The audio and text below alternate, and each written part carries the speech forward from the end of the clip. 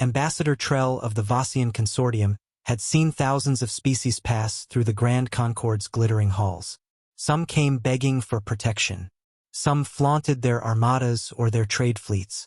All of them talked of peace, or at least pretended to. But none had unsettled Trell quite like the humans. It started when Earth finally earned a seat at the table. The humans called it an ambassadorial mission. The other delegates expected handshakes, flowery words, and naive optimism, typical of new species desperate to join the galactic family. Instead, Earth's first official envoys stepped off their shuttle wearing tailored suits, polished shoes, and smiles sharp enough to draw blood. Ambassador Trell watched them enter the Concorde's council chamber for the first time. They moved like predators, not like prey seeking shelter, but like hunters sizing up a new jungle. There were 4 of them: a woman named Ramirez, an old general named Keating, a scientist named Dr. Shaw, and a man who went by only Director Lane. Lane unnerved Trell the most. He looked ordinary, gray suit, calm eyes, the faintest of polite smiles. But when those eyes swept the room, Trell felt the instinctual chill that once drove his species to hide from the fang lizards of his homeworld. Lane looked at the other ambassadors not as equals, but as obstacles. Or prey. The first summit was meant to be ceremonial. Each delegation presented its history and offered tokens of peace. The human team listened silently as the Zari droned on about their centuries-old treaties. The Velkan matriarchs hissed about the sanctity of non-aggression pacts. The Kthax war brood bragged of their non-hostile conquest taxes. Then Ramirez stood, clearing her throat.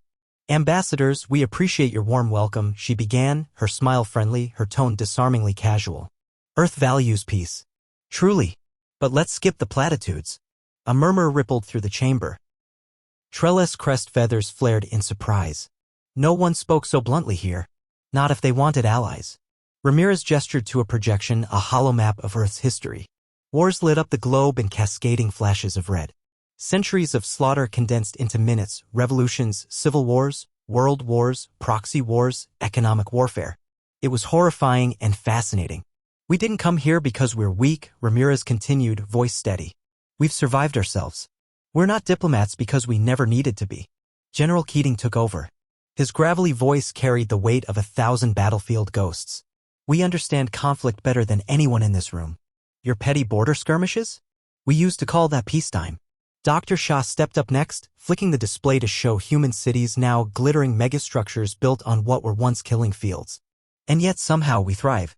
We rebuild. We learn. We never stay broken." He let that hang in the charged silence. Word spread fast. The other species scoffed at first, surely these primitive deathworlders were bluffing. But then the trade negotiations began.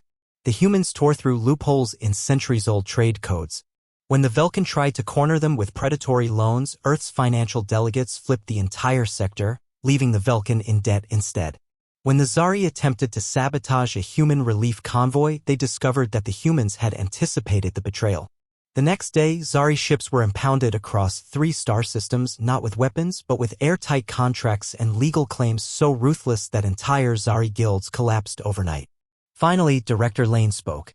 His words were soft, almost polite, which made the threat behind them all the more chilling. "We don't want war. But if you bring it to us, know this, you're not dealing with diplomats. You're dealing with apex predators who learned long ago how to hunt each other to extinction. Now we hunt together." Ambassador Trell witnessed it all. He saw how the humans smiled, shook hands, shared drinks, all while dismantling empires and cutting deals that made them indispensable to the Concorde. He watched Dr. Shaw toast with the same Kthax warlord whose hidden fleet Earth's spies had exposed only hours before. The final sign came during an informal gathering. Lane caught Trell watching him. For a moment, the human's mask slipped, just a flicker. Lane's eyes went cold and ancient, like a predator sizing up the last easy meal in a dying forest. Then he smiled again, warmth flooding back like a switch had been thrown.